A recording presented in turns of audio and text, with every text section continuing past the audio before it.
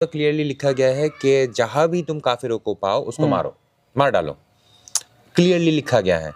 मतलब मुझे बांग्लादेश में 1,30,00,000 जो फंसे हुए हैं, जो मर रहे हैं, उसके लिए मैं रोऊंगा, मैं चीखूंगा सर कि तुम्हारा प्रॉफिट मोहम्मद वो अल्लाह से मिलने जाता है। कैसे जानते हो? गधा और खच्चर का बीच का एक जानवर जिसका मुंडी इंसानों जैसा है और जो गधा और खच्चर का बीच का जानवर है उसका पंख है। कि Islam is not a religion, it's an Arabian imperialism doctrine. मतलब इस्लाम कोई धर्म नहीं है, यह है अरब साम्राज्यवादी मतवाद का चैप्टर नंबर 2 वर्स नंबर 223। उसमें लिखा गया है कि तुम्हारा औरतें तुम्हारे लिए फसल का खेती है, इस पे जिस तरीके से चाहो उस तरीके से हल चलाओ। काली का गर्दन नहीं काटा गया था। ये हिंदुस्तान में माँ काली का पूजा होना चाहिए था, यहाँ पर माँ काली का गर्दन काटा जा रहा है। किसने? जो इस्लाम को नहीं मानता वो काफिर है, और इस्लाम के अलावा दूसरे धर्मों को बोला जाता है फितना। अच्छा। हाँ, और हमारा कुरान में ऐसा लिखा गया है कि नमस्कार, मैं सुमित सिंह आप सभी का स्वागत करता हूँ इस सीरीज में। आज हमारे साथ एक मॉन्क है जिनको समझना आपके लिए एक बेहतर होगा। नमस्ते। ओम नमः शिवाय। आपको क्या नाम है आपका? अभी तो सत्य साधु है। हाँ। लेकिन जब मैं पैदा हुआ था तब सनीउर रहमान नाम था। ओ। तो ये क्यों हुआ मैं आपको बताता हूँ कि मेरा एक बहुत ही फेमस लाइन है कि गाय और सांड जिस तबेले में रहेगा बछड़ा उधर ही पैदा होगा। तो मेरा माँ बाप सऊदी अरब में रहते थे और वो लोग मुस्लिम थे, तो मेरा पैदाइश मुस्लिम घर में हुआ था। मुस्लिम धर्म में? मुस्लिम धर्म तो नहीं बोलूंगा, हाँ, मुस्लिम जो फिलोसफी है उस फिलोसफी में मेरा जन्म हुआ था। अच्छा। वो भी सऊदी अरब में।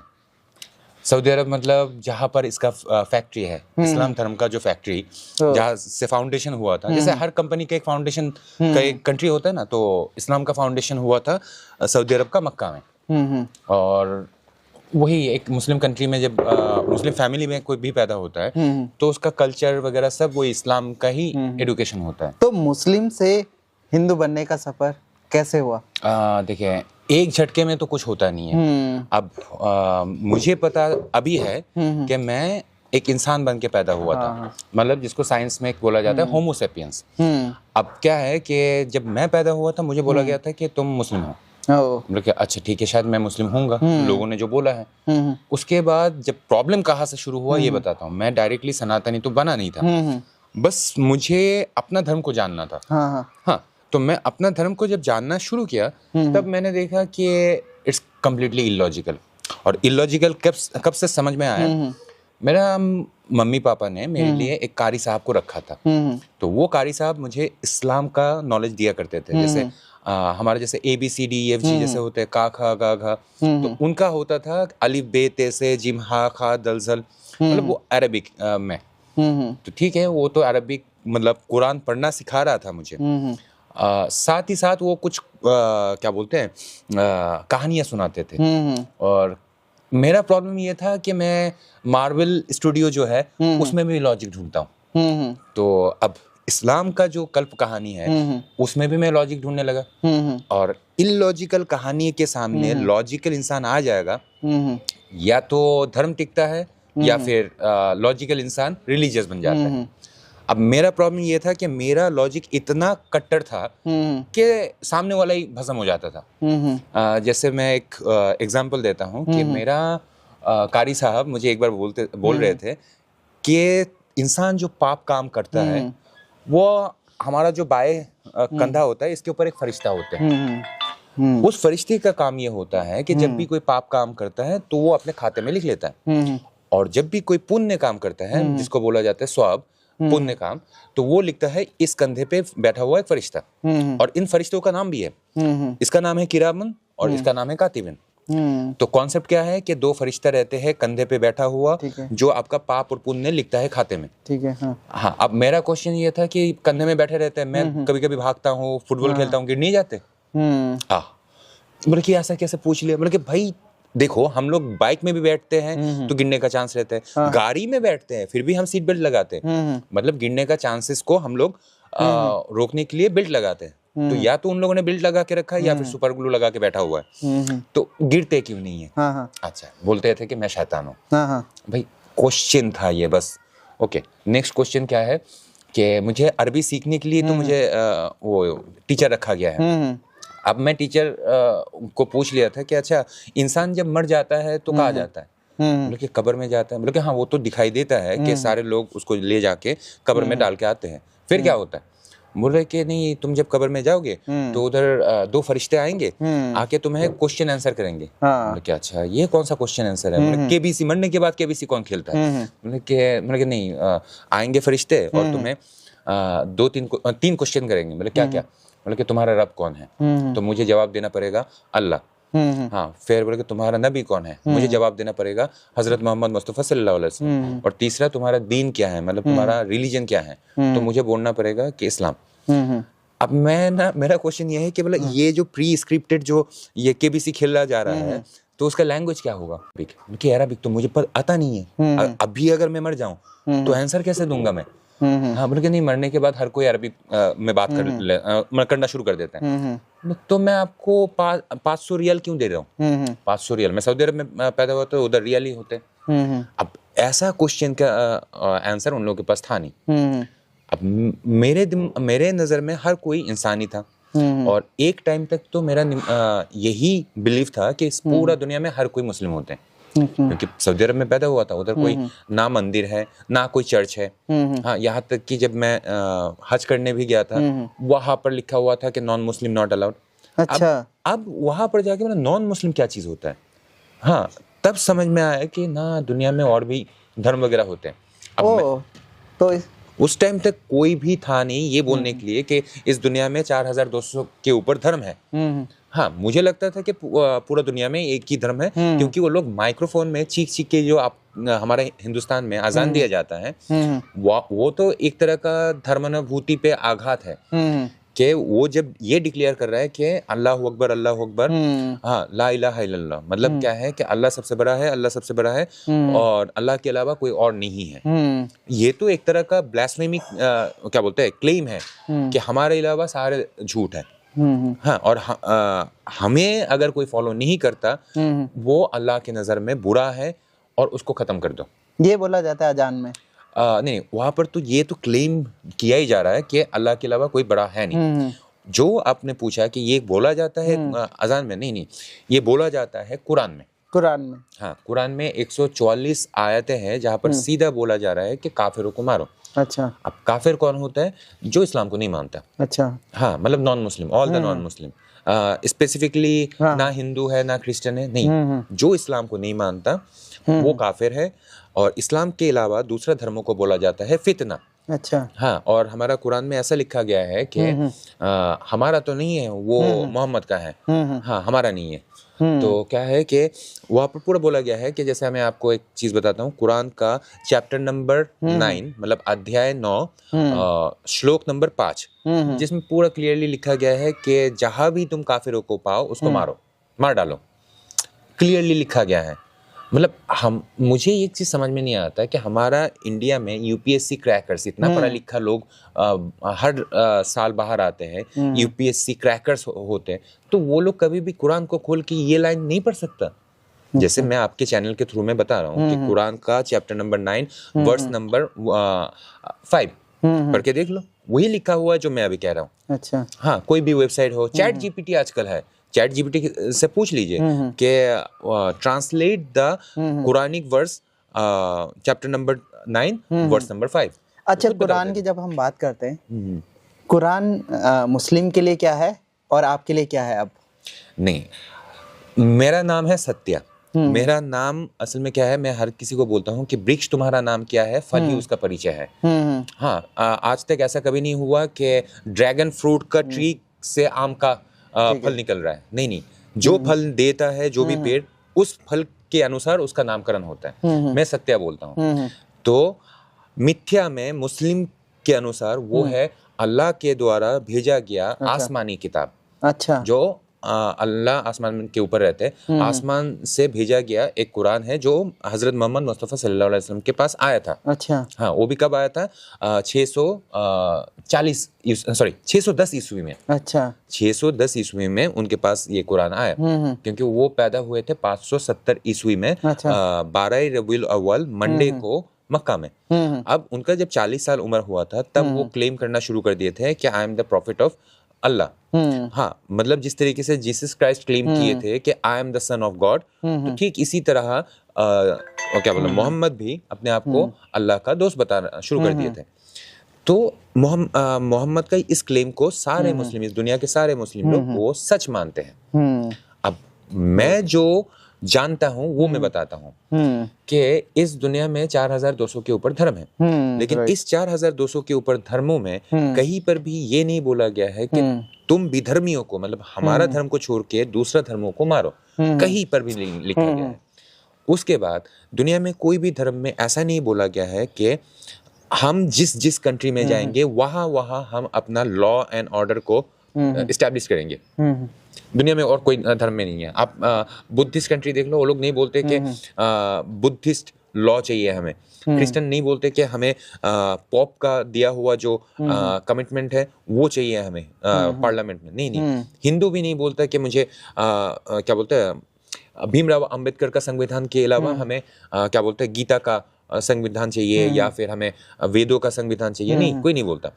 सिर्फ इस्लामी एक रिलीजन जो क्लेम करता है वो हमेशा बोलता है, लंदन में गया बोले कि हमारा शरिया लॉ इसमें चाहिए, इधर आया वक्फा बोर्ड है, all India Muslim personal law board है। क्यों?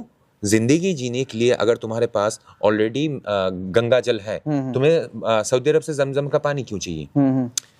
क्लियर। जब हमारे समंदर नमक उत्पादन करके दे रहा है, तुम खामा का क्यों इंपोर्ट करोगे विदेश से? अगर हम खाने का चीज है, पानी पीने का चीज है, हम बाहर से इंपोर्ट नहीं करवा रहे, तो हमारा फिलोसॉफिकल जो गैप है, हर एक इंसान को एक फिलोसॉफिकल या फिर रिलीजियस एक कॉन्सेप्ट चाहिए, वो चीज हमें विदेश से क्यों चाहिए? अब क्या है कि ये विदेशी तो है लेकिन धर्म नहीं है सर। अच्छा, और आपका सऊदी से भारत आना क्यों हुआ, कैसे हुआ?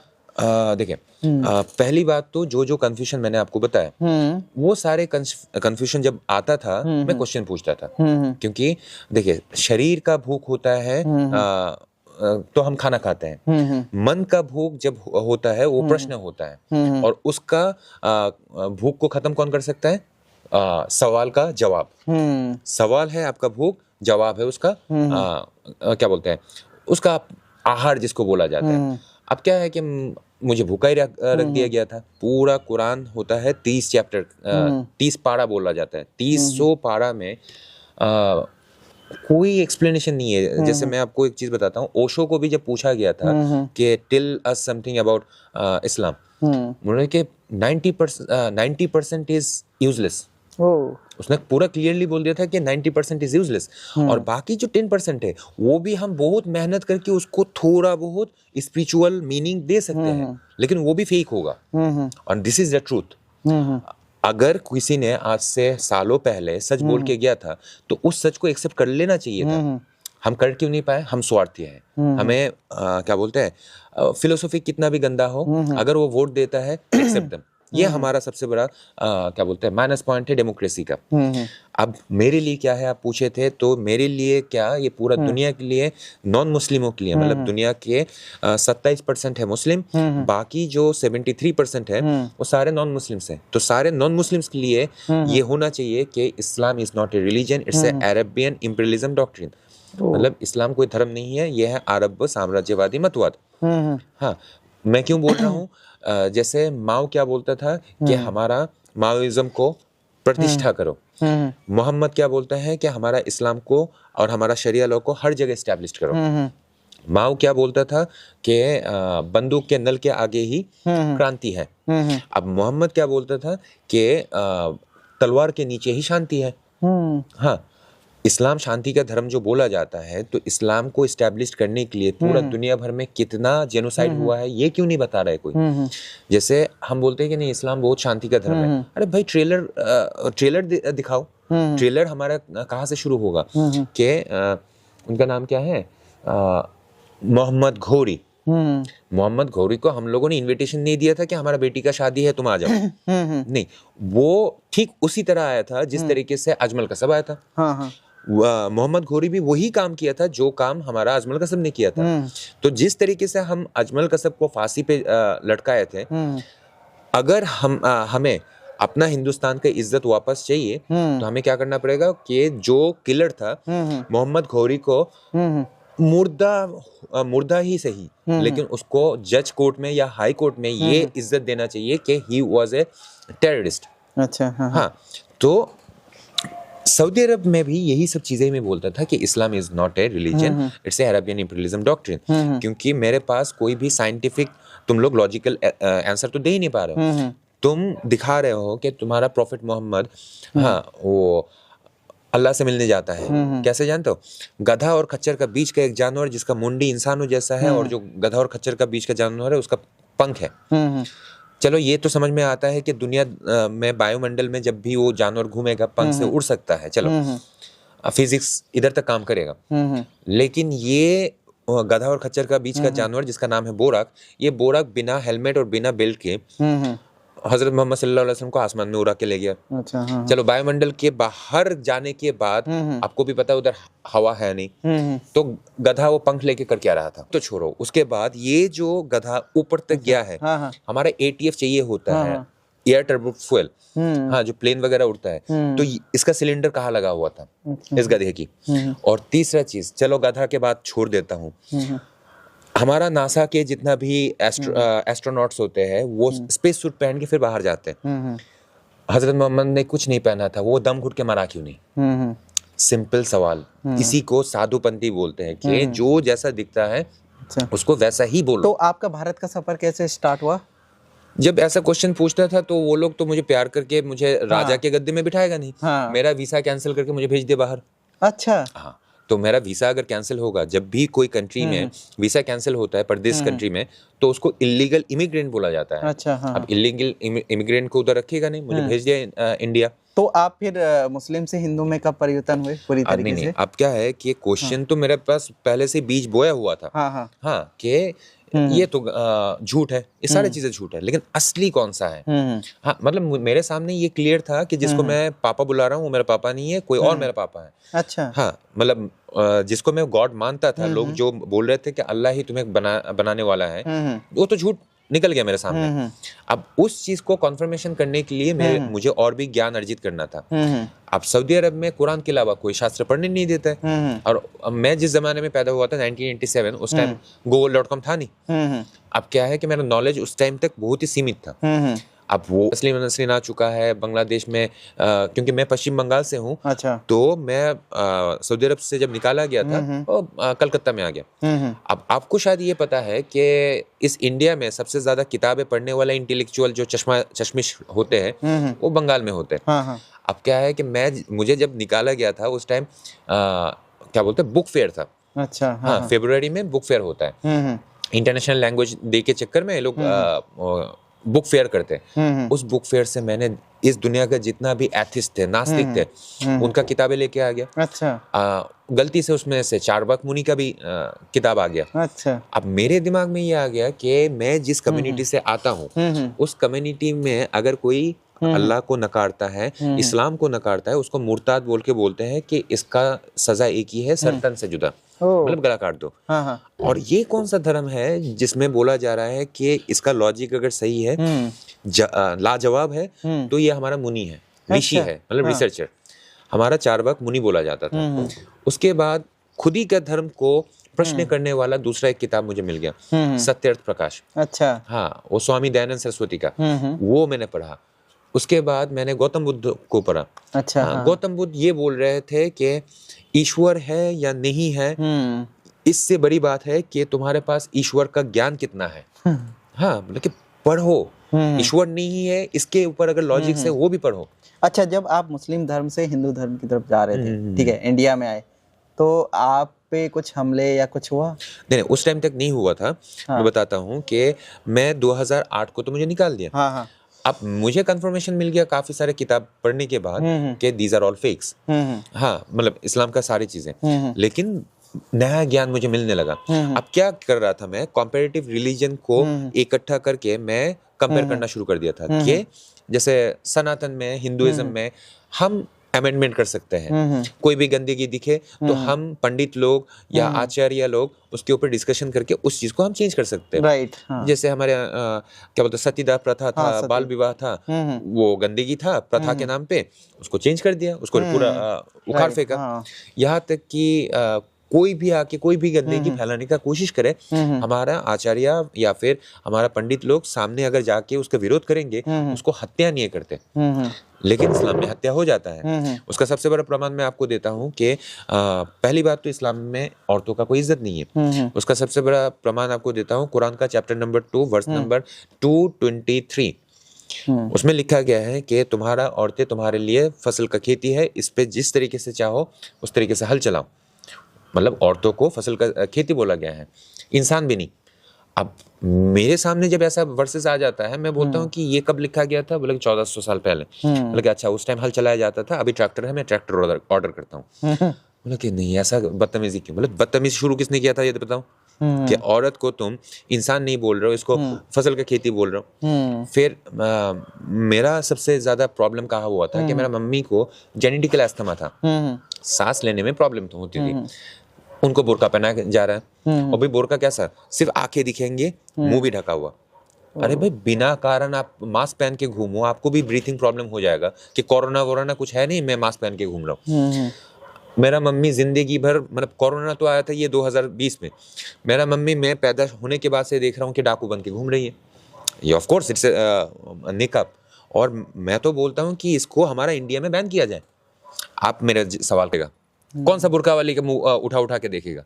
एक नीतीश कुमार ने कर दिया तो पूरा दुनिया में बवाल हो गया। मैं तो बोलता हूँ कि हमें नीतीश कुमार का जरूरत नहीं है। मैं चाहता हूँ कि ऑफिशियली बुर्का को बैन किया जाए। हाँ ना, देखो अगर सीसीटीवी में आ गया कि अजमल कसब एक बैग भर के RDX रख के चला गया, चलो अजमल कसब को तो हम ढूंढ सकते हैं, लेकिन बुर्का पहनी हुई अजमल कसब का माँ आके अगर RDX रख के चला गया, किसको ढूंढोगे आप? मैं वही बोल रहा हूँ कि तुम लोग क्या बोलते हैं, जब हमारा जैसा इंसान चला जाता है और ATM से पैसा उठाने, उसके सामने पूरा अच्छी तरह लिखा गया रहता है कि आप अपना टोपी और चश्मा और मास्क उतारें। हमें सब कुछ उतारा जा रहा है, और उसी जगह पर बुर्का पहने हुआ लड़की आई तो मतलब उसको बोले कि नहीं ये हम उतारेंगे नहीं, क्यों? ये रिलीजियस बिलीफ है। अरे रिलीजियस बिलीफ के नाम पे तुम डाकू बना रहे हो। ये सबसे बहुत खूबसूरत चीज है कि बुर्का के नीचे जेंडर कौन सा है किसको पता। हाँ, अगर अजमल कसब को भी पुलिस का आंखों में धोखा देना है, वो बुर्का ही पहनेगा। अच्छा, जब आपने माँ का जिक्र किया, ठीक है, आप हिंदू बन गए, माँ से बात होता है? अरे क्या बोलो सर, 2013 के बाद से ना आज तक उन लोगों का चेहरा नहीं दिखा। कितना पर याद आता है माँ का? अरे देखो तो अब क्या है, अभी आप सन्यासी से बात करते हो।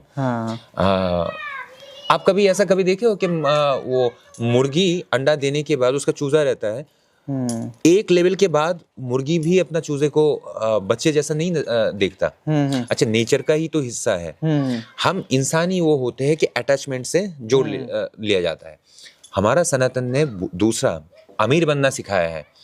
अगर आप गृहस्थ में रहोगे, आपका एक बहन एक भाई या दो बहन दो भाई या एक पिताजी एक माताजी, ओके, मेरा क्या है कि मुझे सनातन ने सिखाया है कि वसुंधरा कुटुंबकम, इस वसुंधरा में जो भी है सारे तुम्हारा रिश्तेदार है। अरे भाई, मेरा वफादार दोस्त कौन होते हैं जानते? वफादार भाई लोग, कुत्ते। देखो, अगर आपको वफादारी सीखना है, कुत्ते से सीखो। मतलब आपको अगर SpaceX का इंफॉर्मेशन चाहिए तो आप किससे सीखोगे? इलोन मस्क से ना।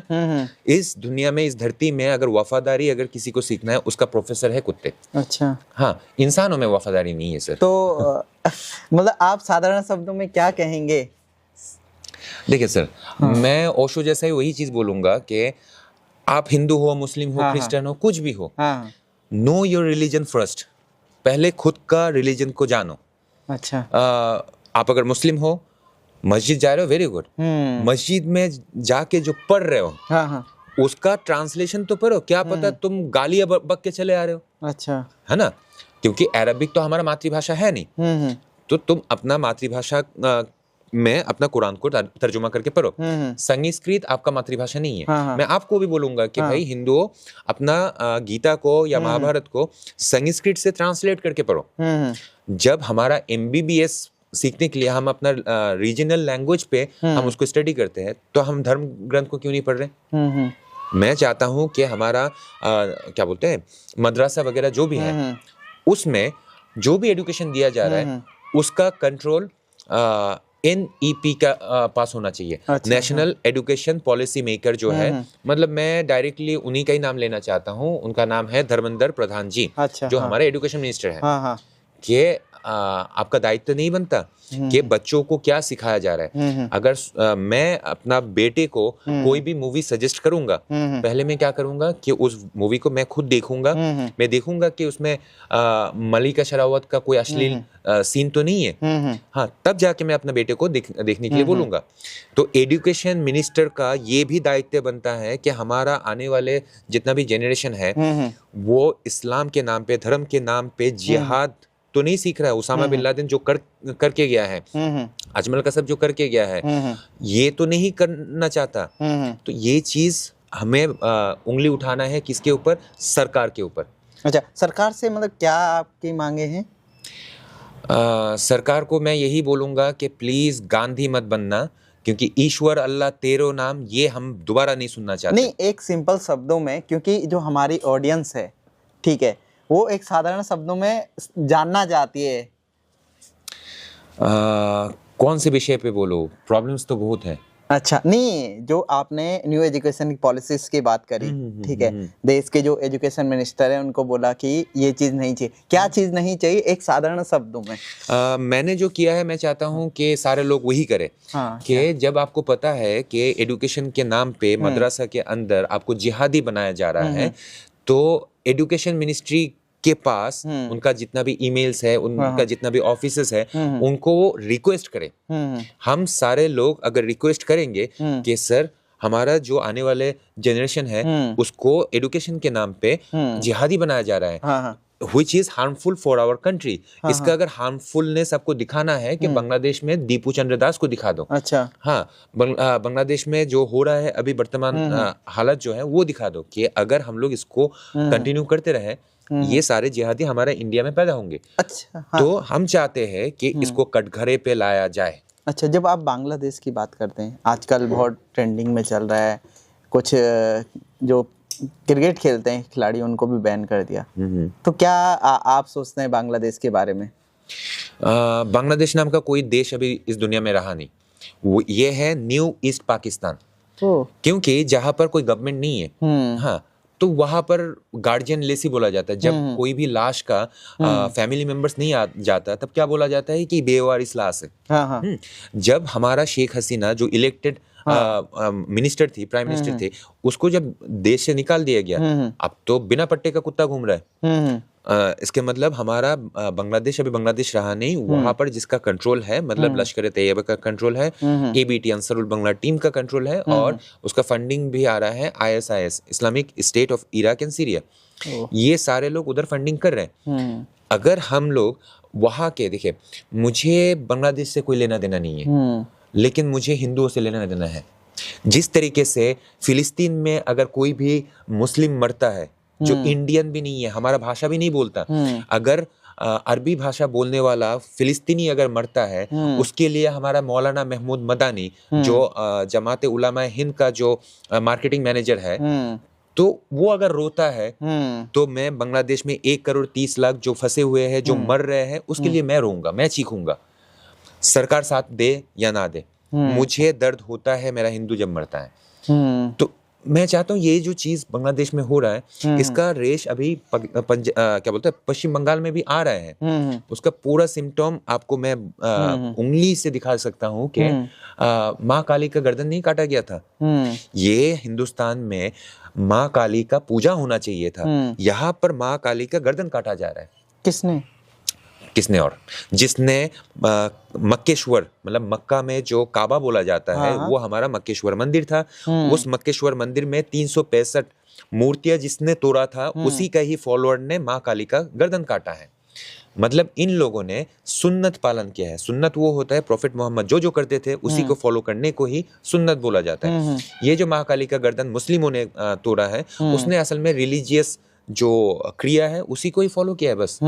तो इस चीज को अगर हम नहीं रोकेंगे, अभी तो माँ काली का गर्दन काटा गया है, कुछ दिन बाद ये जो राम मंदिर हम लोगों ने इतना स्ट्रगल करके, इतना दंगा वगैरह करके, इतना लॉ एंड ऑर्डर फॉलो करके जो बना है, ये हमारा राम मंदिर का भी जो मूर्ति है उसका भी गर्दन तोड़ा जाएगा।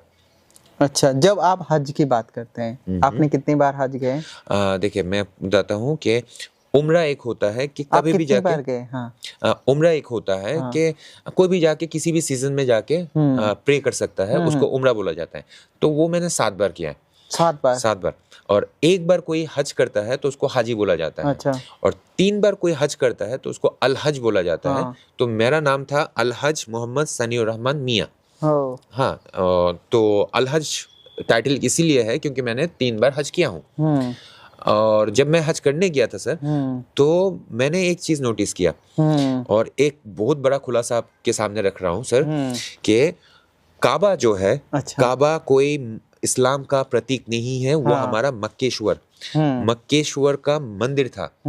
और किसी भी स्कॉलर को आप बुला के लाओ, अगर वो ऑनेस्ट है, वो ज़रूर यही जवाब देगा कि वो उसके अंदर 365 मूर्तियाँ थे, जिसको उन्हीं का ही नबी हज़रत मोहम्मद मुस्तफ़ा सल्लल्लाहु अलैहि वसल्लम ने अपने लाठी से तोड़ा था।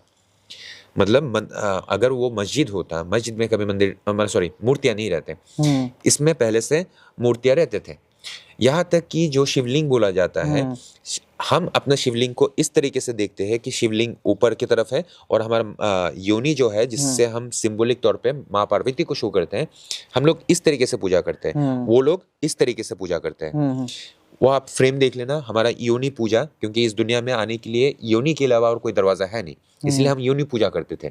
तो योनि पूजा उधर होते थे, और बीच में से जो ब्लैक कलर का जो इम्बोस किया हुआ जो पत्थर है, वही हमारा शिवलिंग था। बस मानते नहीं है। चलो, वो लोग माने या ना माने, हम देखो, किसी को कैंसर हुआ कि नहीं, उसका सिम्टम देख के ही डॉक्टर बता सकता है। हाँ, बुखार है या नहीं, उसके लिए थर्मोमीटर का भी जरूरत नहीं है, सर पे हाथ रखो, समझ में आ जाता है। और दूसरा बताता हूँ कि खाना ठंडा है यानी, उसके लिए कौन थर्मोमीटर बुलाता है। हाँ। अब देखिए, प्रेमानंद महाराज जी को देखे हो आप? हाँ। उनका ड्रेस देखे हो? हाँ। ओके, 2 कपड़ा होता है उनका, एक कमर में लपेटते हैं और एक ऊपर रखते हैं। वैष्णव जितना भी है, मैंने देखा है, वो सफेद कलर का, वही नीचे बिना सिलाई का एक कपड़ा, ऊपर दूसरा एक कपड़ा। हज पे जो कपड़ा पहन के मैं गया था, जो सारे मुस्लिम जाते हैं, उसको वो लोग एहराम बोलते हैं, जिसको हम लोग सन्यासी का वस्त्र बोलते हैं। ड्रेस वही। ओके, हम लोग क्या मंदिर के चारों तरफ ऐसा घूमते नहीं है, जिसको परिक्रमा बोलते हैं, वो भी कितने बार? 7 बार। चलो, 7 बार वो मुस्लिम लोग क्यों कर रहे हैं? अगर ये मंदिर का चक्कर उन लोगों का खुद का होता, तो हमारे जैसा परिक्रमा क्यों कर रहे हैं? चलो, वो भी छोड़ दो। हम लोग पिंडदान करने के बाद हम लोग सर नहीं मुंडवाते, तो हाजी लोग सर क्यों मुंडवा रहे हैं? ओके, दूसरा चीज, हमारा शिव जी को देखे हो? शिव जी के सर के ऊपर एक चांद है, उसको हम चंद्रचूड़ भी बुलाते हैं। दुनिया के जितना भी मस्जिद है, मस्जिद के ऊपर चांद देखे हो ना? पाकिस्तान के झंडे पे चांद क्यों है? वो लोग अपने आप को कुछ भी बोल रहे हैं, अंदर से वो लोग अभी भी हिंदू ही है, सनातनी ही है। नहीं तो चांद को क्यों नहीं छोड़ रहे ये लोग? चंद्रचूड़ का ही शिव को ही वो लोग पूजा कर रहे हैं। अच्छा। हाँ, तो वो कुछ माने या ना माने, इस चीज को तो मान लो कि काबा के अंदर 365 मूर्तियां थे। अगर ये चीज अगर तुमने मान लिया, तो हमें ये चीज बोलना भी नहीं पड़ेगा कि हम लोगों को जबरदस्ती कन्वर्ट किया गया है। अच्छा, जब हम मंदिर में जाते हैं, वहाँ पर जो पंडित लोग होते हैं उसके बारे में बताते हैं, जब किसी भी बड़े मंदिर में जाते हैं, तो जब आप हज करने के लिए गए, तो वहाँ पर क्या बताया जाता है, क्या सिखाया जाता है? नहीं, वहाँ पर क्या है, रिचुअल बोला जाता है कि ये करना ही है। अच्छा, क्यों? क्या करना होता है वहाँ जाके? पहले तो क्या बोलते हैं, जागते ही हम लोग 2 रकात नमाज पढ़ते हैं कि मैं आ चुका हूँ। उसके बाद जो ये बक्सा है, जिसको मैं अभी बक्सा इसीलिए कहूँगा, जब मंदिर से सारे मूर्तियां गायब हो जाते हैं, तब उसको खोखला बक्सा ही बोलूंगा मैं। हाँ, हमारा 365 मूर्तियों को तुमने जब तोड़ दिया, तब उसको मैं बक्सा ही बोलूंगा, मंदिर नहीं बोलूंगा। दोबारा वो मूर्ति स्थापित करो, मैं मक्केश्वर बोलना शुरू कर दूंगा। अब मैं वहां जाने के बाद वो लोग बोल रहे थे कि भाई इसको परिक्रमा करना है। बोले कि ठीक है, मंत्र कौन सा जाप करना है? बोले कि लब्बैक अल्लाहुम्मा लब्बैक लब्बैक ला शरीका लक लब्बैक इन्नल हम्द वन निअमत लकल मुल्क ला शरीका लक। ये पढ़ते पढ़ते घूमना पड़ता है 7 बार। हाँ, क्या नाम है? कुरान की कोई एक अच्छी बात शेयर करना चाहे आप? क्योंकि ये होता है ना कि अलग अलग मजमू में भी बहुत सारी अच्छी बातें होती हैं, तो कोई अच्छी बात जो आपको पसंद हो। ओके, कुरान का सबसे खूबसूरत एक चीज है, लकुम दीनुकुम वलिया दिन। अगर सेकुलरिज्म आपको ढूंढना है पूरा कुरान में जितना भी आयत है, बस एक ही सेकुलरिज्म का लाइन है कि लकुम दीनुकुम वलिया दिन, मतलब तुम्हारा धर्म तुम्हारे लिए है, मेरा धर्म मेरे लिए है। अच्छा। सबसे फनी बात यह है, ये तब की लाइन है जब हजरत मोहम्मद मुस्तफा सल्लल्लाहु अलैहि वसल्लम माइनॉरिटी था। अच्छा। जब तक इस्लाम में मुस्लिम लोग माइनॉरिटी रहेंगे तब तक सेकुलर रहेंगे। जब माइनॉरिटी से मेजॉरिटी हो जाएंगे वो लोग बोलेंगे कि शरिया लॉ को हमारा कॉन्स्टिट्यूशन में लाओ। अच्छा, ये शरिया लॉ है क्या? अरबियन इंपीरियलिज्म डॉक्ट्रिन, जो मैंने पहले बोला था, अरब साम्राज्यवादी मतवाद, उसका मैनिफेस्टो है। जिस तरीके से माओइज्म का मैनिफेस्टो होता है, तो sharia law is the manifesto of Islam. अच्छा। इसीलिए मैं बार बार बोलता हूँ कि इस्लाम कोई धर्म नहीं है, और इसीलिए मैं जो मुहिम चला रहा हूँ, मेरा अपना खुद का hashtag ban Quran in India, वो लोग बोल रहे हैं कि इट्स नॉट पॉसिबल। मैं तो यही बोल दिया कि if it was religion it was not possible, but Islam is not a religion. और इसके लिए मैं चाहता हूँ कि स्कॉलर लोग मेरे साथ बैठे और सच आंसर दे, तो मैं सबके सामने सच्चाई ला सकता हूँ। अच्छा, चलिए, बहुत बहुत धन्यवाद इस चर्चा के लिए। अरे आपको। और जो ये हमारी सीरीज थी, ये जानने की कोशिश थी इनके विचार क्या हैं, इनके जो मत है वो क्या है, उसको जानना था, हमारी क्यूरियोसिटी थी। और हम ऐसे संवाद करते रहते हैं। ऐसे संवाद के लिए हमारे साथ बने रहे। धन्यवाद। ओम नमः शिवाय। ओम नमः शिवाय।